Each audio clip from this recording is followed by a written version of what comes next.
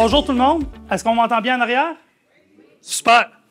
Petite introduction rapidement. Ça fait 25 ans que je suis en informatique, dont les dernières 15 en cybersécurité et les derniers 10 en conformité. J'ai eu la chance, la malchance de gérer beaucoup d'incidents de cybersécurité. Et avec ça, on a monté un MSP, donc service géré, et également division de cybersécurité pour la sécurisation et la gestion des incidents. Donc aujourd'hui, mon but, c'est de vous parler de la norme CAN COSC 104. Je vais rentrer dans les détails de la norme un petit peu plus loin. Mais avant, pour donner un aperçu un peu sur c'est quoi justement les cyberattaques ces temps-ci depuis... Regarde, on s'entend, je pense que tout le monde ici, qui sait ici qui a déjà touché à une cyberattaque? Bon, ça me donne à peu près statistiquement.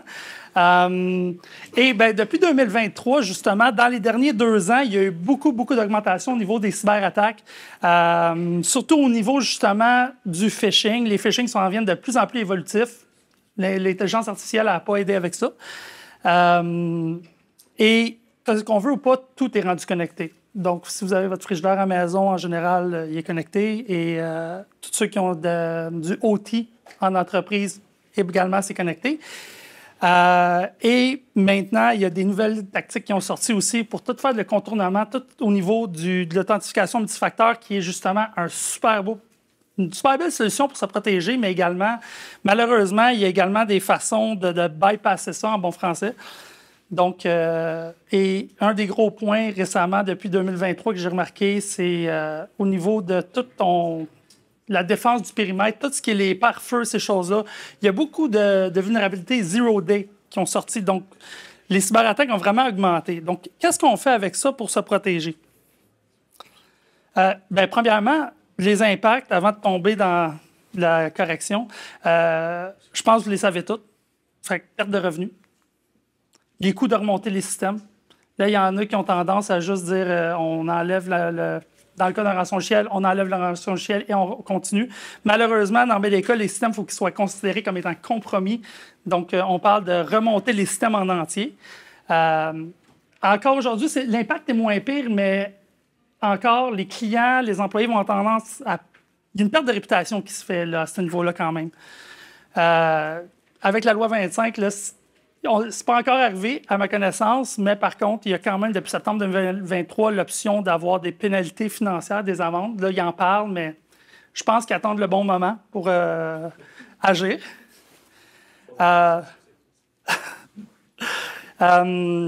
Aussi, si vous avez une assurance cyber-risque, ce que je conseille beaucoup à tout le monde, là, il y a potentiel d'hausse de prime et finalement, les risques légaux.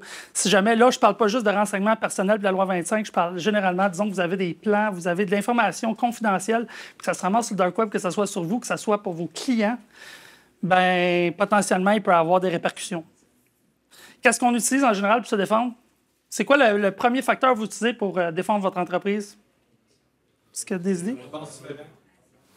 Autre passe différent, je ne veux pas l'entendre. Mais non, entre autres, un pare-feu, Next-Gen Firewall. Fait que là, il y a plein de sortes. Mais ça rendu, malheureusement, là, on est en 2024, puis encore aujourd'hui, je vois des entreprises où c'est encore des... je ne nommerai pas de nom, mais c'est encore des pare-feux de vieille génération. C'est encore un vieux Linksys. Fait que... les sauvegardes. Du 3-2-1. Encore aujourd'hui, je vois beaucoup d'entreprises qui ont des sauvegardes branchées sur le serveur. Qu'est-ce qui arrive? Ah, c'est super vite. C'est comme dire, moi, j'ai un serveur Linux, je fais mes backups sur DevNull. Mes backups prennent 5 secondes. L'éducation contre l'hameçonnage, ça, aujourd'hui, ça commence à s'en venir de plus en plus populaire finalement. Puis comme j'ai mentionné tantôt, avec la performance au niveau du phishing, l'augmentation au niveau de la qualité, il faut de l'éducation. On en voit encore à tous les semaines des cas de phishing. Protection des courriels, pour ceux qui ont eu la chance, plutôt, il y avait justement une conférence là-dessus, c'est qu'en plus d'avoir l'éducation contre l'hameçonnage, excusez-moi, c'est important d'avoir un qui permet de protéger en amont. Donc, qui va filtrer pas juste les spams, mais les courriels de phishing, qui va essayer le plus possible de détecter des phishing, de la fraude du président ou quoi que ce soit, qui va essayer vraiment de voir en amont.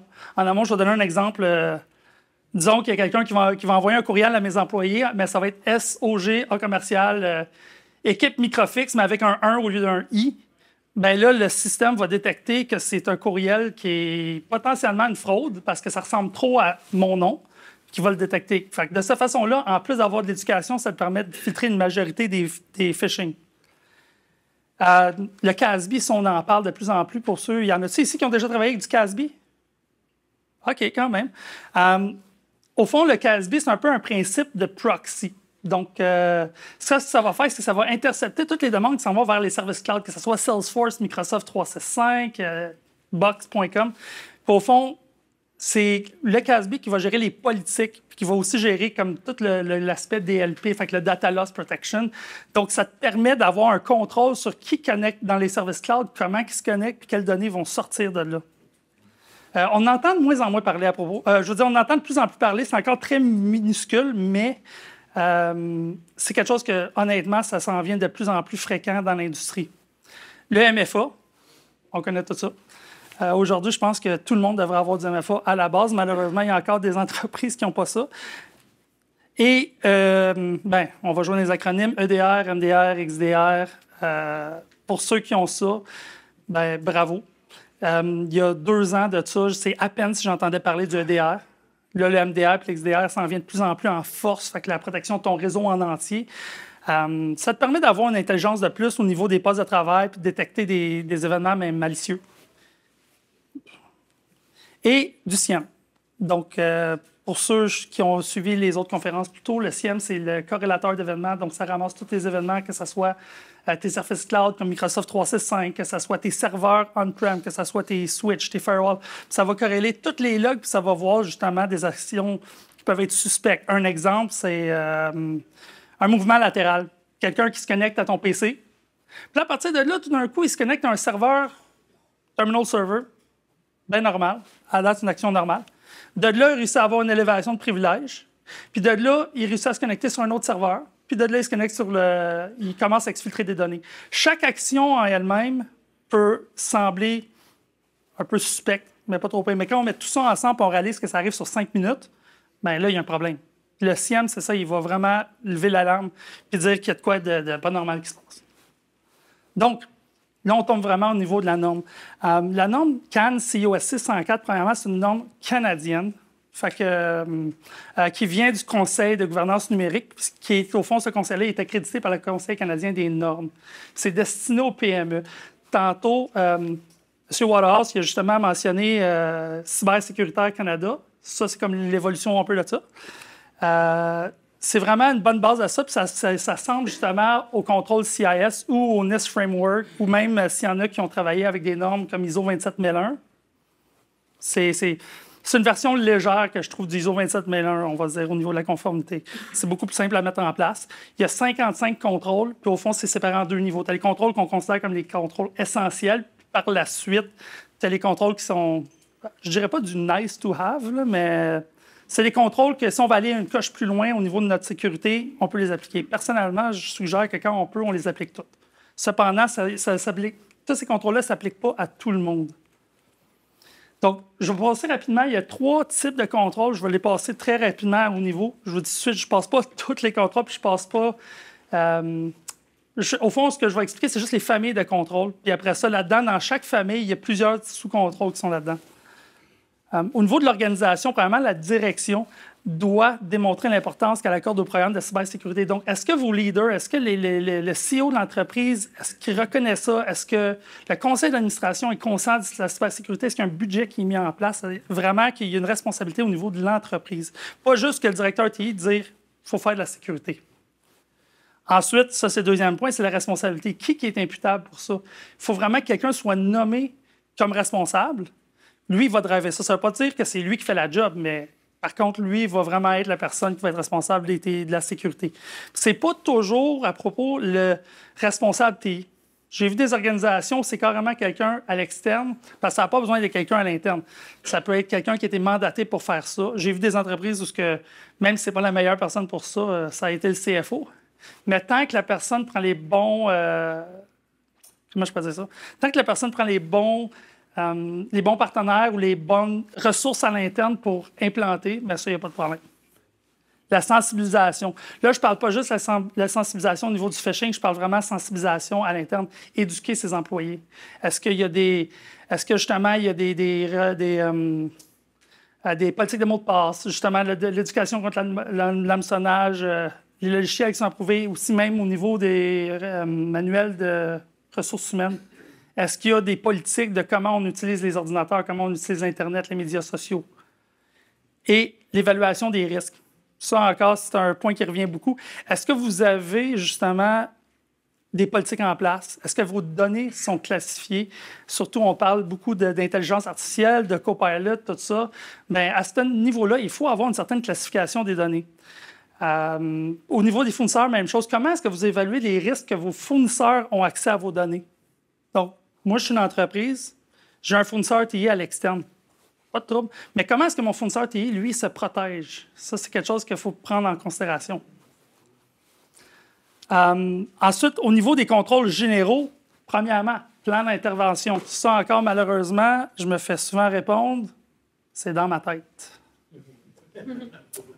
Qu'est-ce que tu fais? Qu'est-ce que tu fais si tu es en vacances? Bon, ils vont se débrouiller. Ça, rendu là, je suis désolé, mais il faut avoir des procédures écrites. Qui qu'on appelle? Donc, qui t'appelle en premier si jamais tu as une crise? T'appelles-tu tes assureurs? T'appelles-tu ton avocat? T'appelles-tu le PDG? Bien, il faut le savoir. Puis c'est plate, mais tous mes contacts sont dans mes emails, mais mes emails ne marchent plus. Les patchs. Ça, j'espère que la majorité d'entre vous, vous faites vos patchs régulièrement. Je parle autant Windows que les switches, les routeurs. Écoute, je vais faire une mini-anecdote. J'ai eu un client il n'y a pas longtemps, puis j'ai encore le screenshot, j'aurais dû le mettre dans ma présentation. La cliente était toute fière. Je me rends dans sa switch, là, puis elle avait un uptime de 9 années, 9 semaines, 4 jours. Il était content! Ouais. En tout cas, je peux te dire qu'il était vulnérable, puis pas à peu près. Les logiciels de sécurité, même chose. On parlait d'EDR tantôt, mais c'est la même chose. Est-ce que vous activez l'EDR? Est-ce que vous activez les pare-feux? Est-ce que vous mettez toutes les fonctions requises pour protéger les différents systèmes?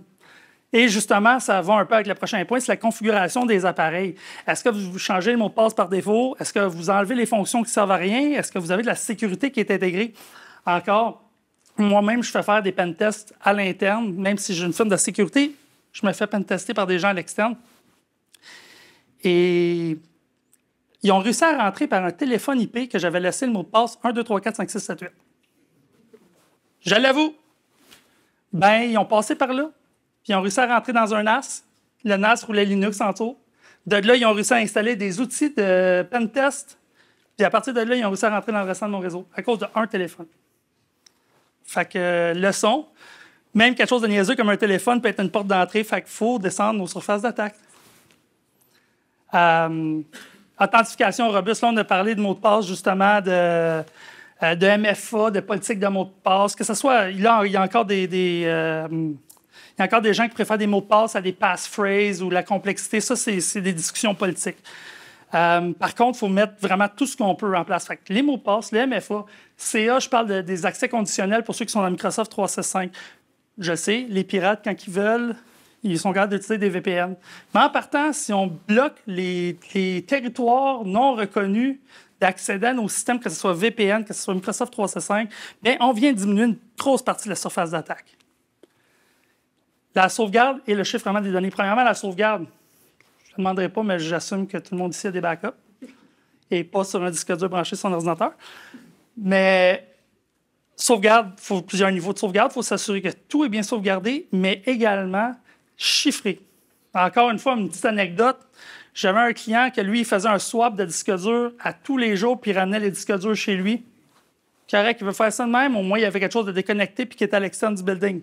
Seule chose, ses backups n'étaient pas chiffrés, puis il s'est fait voler son char. Oups! Fait que là, on parle que ce soit loi 25, on parle d'information confidentielle, mais c'est important qu'au moins en chiffrant les données, s'il arrive de quoi, ben là, c'est plate, là, vous avez perdu le disque, mais c'est important de chiffrer même les backups. Puis quand je parle de chiffrement, là, on parle des backups, mais on parle également justement de les PC, que ce soit BitLocker, que ce soit quelque chose d'autre. Encore une fois, il n'y a rien de parfait, mais si vous chiffrez tous vos données, ben là, au minimum, il y a moins de chances que s'il y a un ordinateur qui se fait voler ou traverser ou quoi que ce soit, il y a moins de chances que quelque chose arrive. Et la défense de base du périmètre, ce qu'on mentionnait tantôt. Next-Gen Firewall, du filtrage, des VPN, l'anti-phishing, tout ce qui est accessible de l'externe. Bon, c'est facile, là. Si je veux sécuriser mon réseau, je fais juste débrancher Internet. Il n'y en a plus de problème. Mais encore, c'est qu'on ne peut pas rien faire après. Fait qu'en quelque part, il faut vraiment protéger tout ce qui est le périmètre et s'assurer d'être le plus sécuritaire que possible. Et finalement, le contrôle et l'autorisation des accès. Comment vous gérez ça? Là, tout le monde va me dire, vous utilisez Active Directory, vous utilisez Entra ID. J'espère qu'il y en a qui ne me diront pas qu'ils utilisent Novell eDirectory encore. Je ne mentionnerai pas l'âge des gens qui ont crié. Mais le point en bout de ligne, puis je l'ai entendu 2-3 fois aujourd'hui, c'est le Zero Trust. Zero Trust, c'est la nouvelle méthodologie, puis c'est une philosophie. Prenez pour acquis que vous ne pouvez pas faire confiance à rien. Quelque chose se branche dans votre réseau, s'il n'est pas authentifié ou identifié, faites pas confiance. Le nombre de fois que j'ai vu un utilisateur arriver avec un routeur maison puis le brancher dans un port de switch, dans le port de son bureau, parce qu'il avait besoin de Wi-Fi. Là, tu te ramasses avec un réseau ouvert. Fait que le but d'avoir du Zero Trust dans n'importe quoi, c'est vraiment de donner le moins de privilèges que possible au niveau du cloud, au niveau de n'importe quoi, justement pour pas que tu te ramasses dans une situation où un exemple, ton PDG, ça fait 33 ans qu'il roule ta boîte, puis tout d'un coup, il a accès à plein d'affaires qu'il ne savait pas qu'il avait accès. On implante Copilot, puis tout d'un coup, c'est bien le fun, c'est les PDG, mais lui aussi peut se faire traverser son compte. Puis lui, il se ramasse avec des accès sur des places que même lui ne devrait pas pour autant avoir accès. Et finalement, les contrôles propres à l'environnement d'exploitation. Ça, c'est très spécifique à ce que vous avez. Premièrement, les services mobiles. Est-ce que vous avez du Bring Your Own Device? Est-ce que vous fournissez les appareils cellulaires? Est-ce que vous mettez du MDM en place, comme un exemple, Intune, Jamf, pour ceux qui utilisent de Apple? Sinon, si vous n'en mettez pas, pourquoi? Qu'est-ce qui fait en sorte que vous n'en mettez pas? Parce que, aussitôt que vos employés ont accès à ça, il y a un risque. La sécurité des services cloud et des TI, ça revient un peu à ce que j'ai mentionné tantôt. Service cloud, on revient à Microsoft 365, Google Workspace, Salesforce, Box.com, whatever. Comment vous protégez ça? Disons que vous mettez des données dans Box.com ou dans Dropbox pour partager ça, mais ça revient au shadow IT un peu. S'il y a des utilisateurs qui commencent à utiliser des services cloud et ils ne vous le disent pas, comment vous protégez ce qu'il y a dedans? Et même chose que les services TI, je dois avoir quand même une bonne majorité de MSP dans la salle. Ici, j'assume. Tu bien des MSP? OK. Vous avez tout un target dans le dos. Vous avez toute une grosse cible bien rouge dans le dos. Les pirates, ils aiment ça. Parce que les autres, c'est facile. Ils sont paresseux, les pirates, comme n'importe qui. Ils n'ont pas besoin de traverser 40 clients. Ils traversent un MSP, puis d'un coup, ils ont accès à toute la banque de clients. Donc, comment est-ce que vous autres, les MSP, comment est-ce que vous protégez ça? Puis comment que vos clients peuvent le savoir que vous êtes protégés? Quel niveau de sécurité vous mettez en place? Ça, c'est très important. Donc, en tant que client, il faut que tu dises, OK, mes fournisseurs, comment que je gère ma sécurité? Moi, là, je suis un MSP, j'ai un RMM. Comment que je le sais que mon RMM est sécuritaire? C'est toutes ces choses-là qu'il faut évaluer. Ça revient à évaluer les risques de chaque solution qu'on utilise. Les sites web. Là, il y en a beaucoup qui vont me dire, c'est pas grave, mon site web, il n'y a pas de transactionnel là-dedans, il n'y a pas d'information. OK, mais si d'un coup, votre site se fait traverser, puis il commence à installer du malware chez des clients ou des clients potentiels qui viennent chez vous, ça a l'air fou. C'est quoi? C'est le LCBO, je pense, l'année passée, qu'un pirate a réussi à rentrer, puis ce qu'il a fait, ils ont installé quoi? Que chaque transaction financière, le pirate, il ramassait les informations de paiement avant que ça soit envoyé à la plateforme de paiement. C'est plate, mais il y a eu beaucoup de vols de transactionnels à ce niveau-là. Il est arrivé chez Target. Je ne savais même pas celle-là, Target. Hier, ils ont rentré par le système de climatisation, en entretien. Ils se sont trouvés à utiliser une technique qui s'appelle du RAM scraping, fait qu'ils ramassaient toutes les données avant qu'elles soient chiffrées. Ben, c'est bon parce que je vais revenir au OT tantôt, parce que j'aime bien ton idée de l'air climatisé.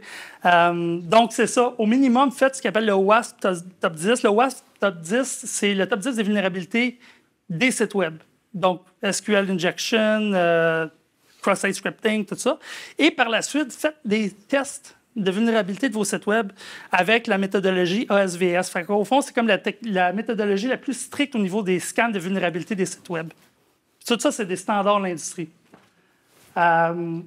Les supports amovibles, comment vous gérez ça? Est-ce que n'importe qui peut ramasser une clé USB, partir avec, la brancher dans son ordinateur? Je le vois encore à bien des places, ça. Même chose, le chiffrement. Est-ce que vous forcez à utiliser vos clés? Est-ce que les informations sont chiffrées dessus? Et comment vous détruisez les médias si ça s'applique? Vous finissez avec un disque dur de backup qui est plus bon, là. En quelque part, on ne fait pas juste le mettre aux poubelles. Il faut avoir une gestion de la destruction. Et pour ceux qui font leur traitement financier eux-mêmes, ce qui est de plus en plus rare parce que les gens ont tendance à outsourcer à des PayPal, des Moneris de ce monde, ce qui est parfait. Ceux qui le font eux-mêmes, il faut respecter la norme PCI DSS pour protéger les données financières. Ensuite, la gestion des journaux, ça revient un peu au SIEM que je parlais un peu plus tôt. Ce n'est pas obligé d'être un SIEM, mais tous les logs que vous recevez, là, quelqu'un qui ne fait pas de corrélation de logs, je serais curieux de savoir ici combien de personnes regardent les logs de leur système à tous les jours. Oh! C'est déjà 2 de plus que je pensais. Fait que ça, c'est important. Puis malheureusement, on est des humains, on n'a pas le temps de regarder ça. Donc, il est là le problème. Donc, en fait, c'est important d'avoir une solution semi-automatisée pour regarder ça. Quoi d'autre? À part la norme. La norme, là, une fois que vous avez mis ça en place, à propos, vous passez chaque contrôle, vous allez avoir de quoi que... Autant, il n'y a rien de parfait, mais vous allez vraiment avoir quelque chose de très renforcé au niveau de votre cybersécurité. Mais quoi de plus qui peut être fait en dehors de ça? Premièrement, procédure et processus écrits. Ça revient à ce que j'ai, la documentation, il faut que tu aies ça noir sur blanc. Si vous n'êtes pas là une journée, tout est documenté, ce n'est pas dans la tête de quelqu'un. Les meilleures pratiques de sécurité sur tous vos services cloud.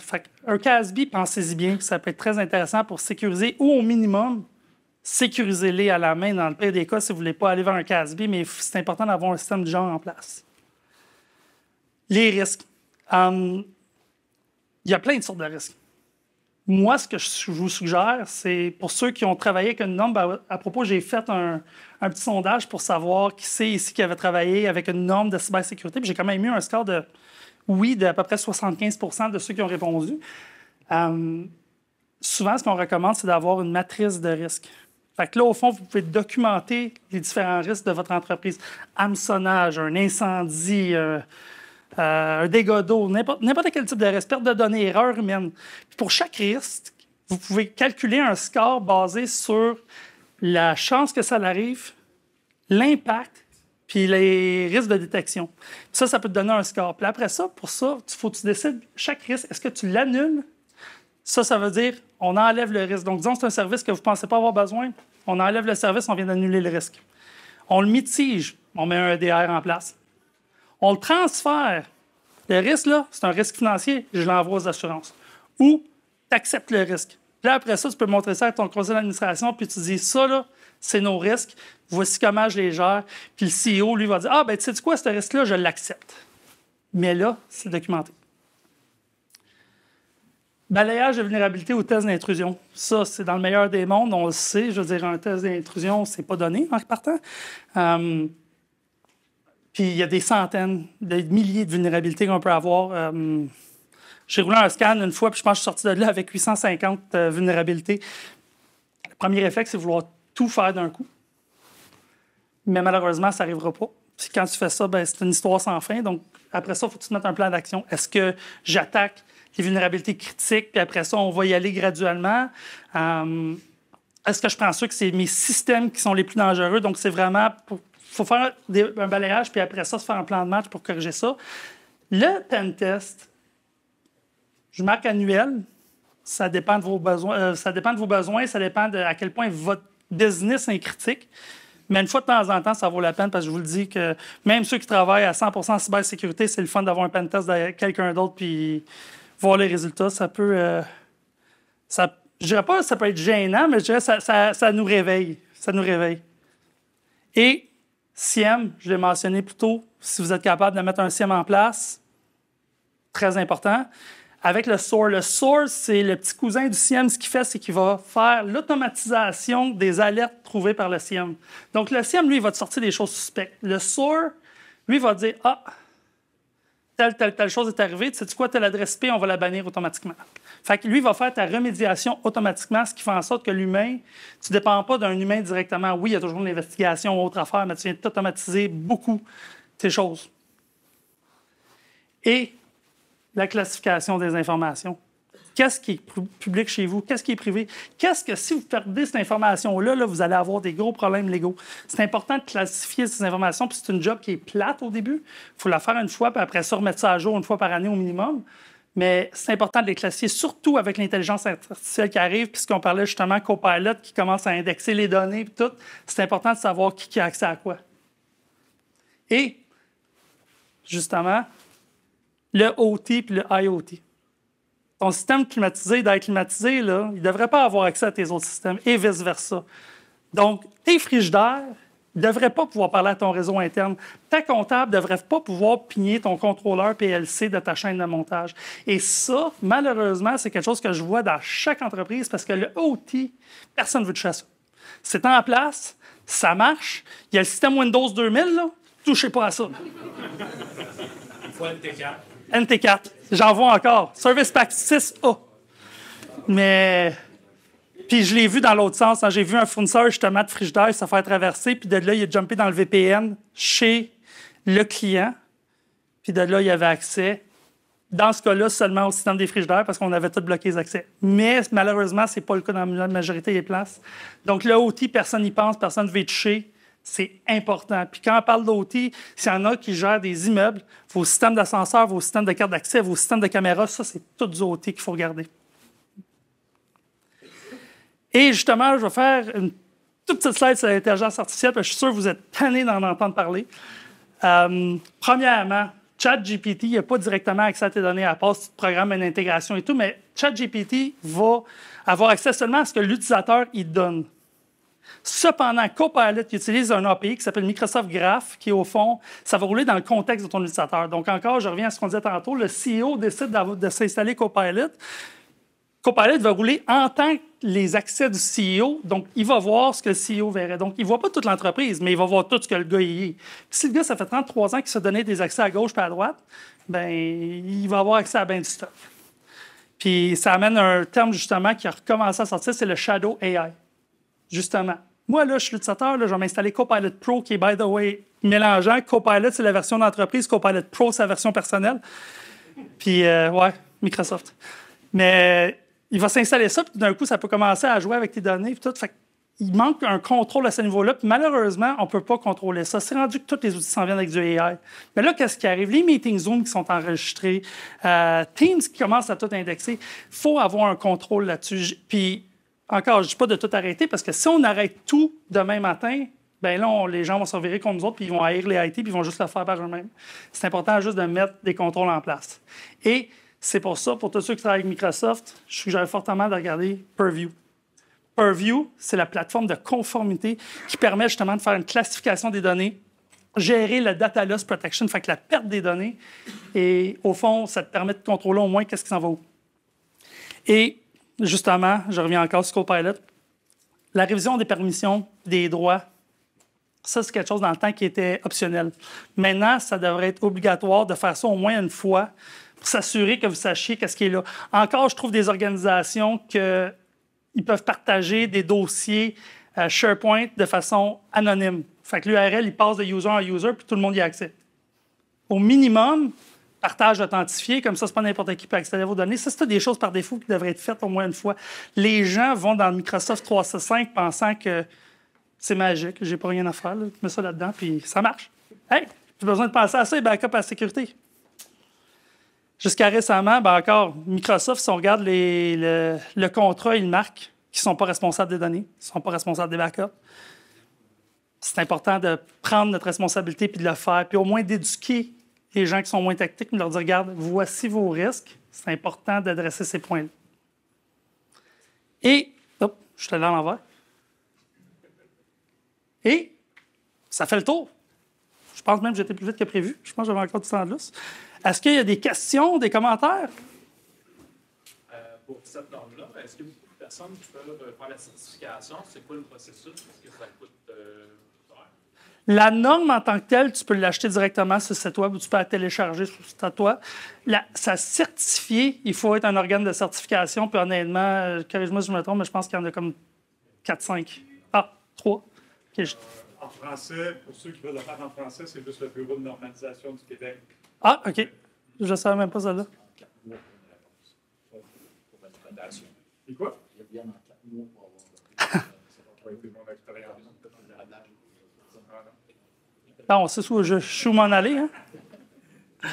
Est-ce que c'est un processus qui coûte cher pour les Oui. Ouais. C'est sûr, ça va aller avec la complexité de ce que tu as à mettre en place. Oui, oui. Ça, je dirais que c'est un ISO 27001 light. Fait que c'est beaucoup plus léger à mettre en place. Puis c'est sûr qu'il y a un coût rattaché à ça pour l'expertise, mais beaucoup plus moins ardu. Il y avait d'autres questions, je pense? Oui. Oui, c'était super intéressant, merci beaucoup. Merci. Je vais vous demander, il y a 55 points de contrôle sur le niveau. Ça se ressemble beaucoup avec Cybersécuritaire Canada. C'est Cybersécuritaire Canada. Non, c'est ça, c'est comme c'est évolué à devenir ça, mais c'est la même chose en arrière. Oui? Je sais qu'on a parlé ce matin là, avec Steve sur la pénétration de cette norme-là dans le marché. Là. Est-ce qu'on a il y a plus d'entreprises qui adoptent ça? Pas encore. Ben, je vais te laisser y aller si tu veux.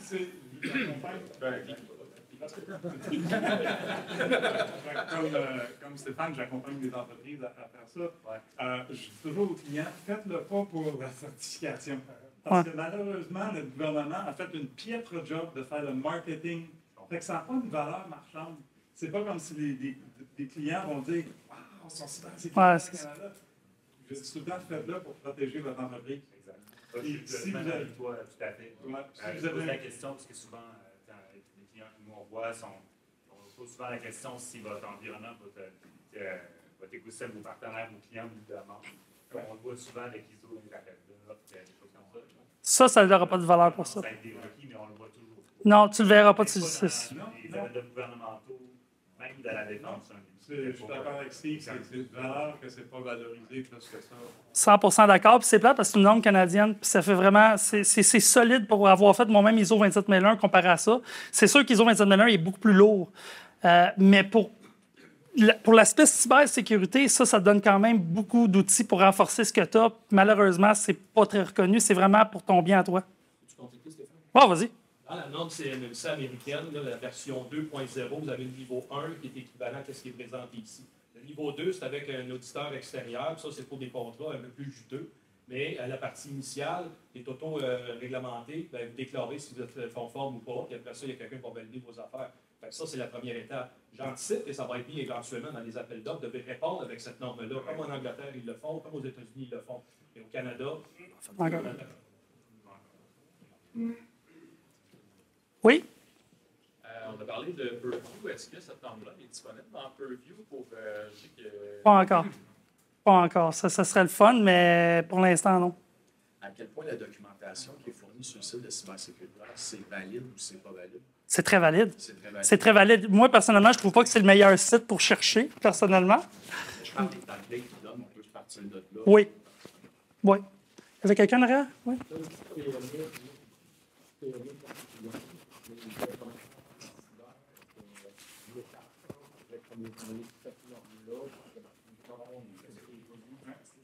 C'est un bon plan. C'est un bon plan, même que, comme je dis, il y a 2 niveaux à cette norme-là. Donc, ça peut être juste le niveau 1 au début, qui est quand même plus abordable en termes de technologie, quoi faire. C'est un bon début pour aller vers quelque chose de vraiment se renforcer. Là. Donc, la documentation va avoir monté quand Ouais. tu vas passer ISO, elle va être pas mal valide par rapport au... Exactement.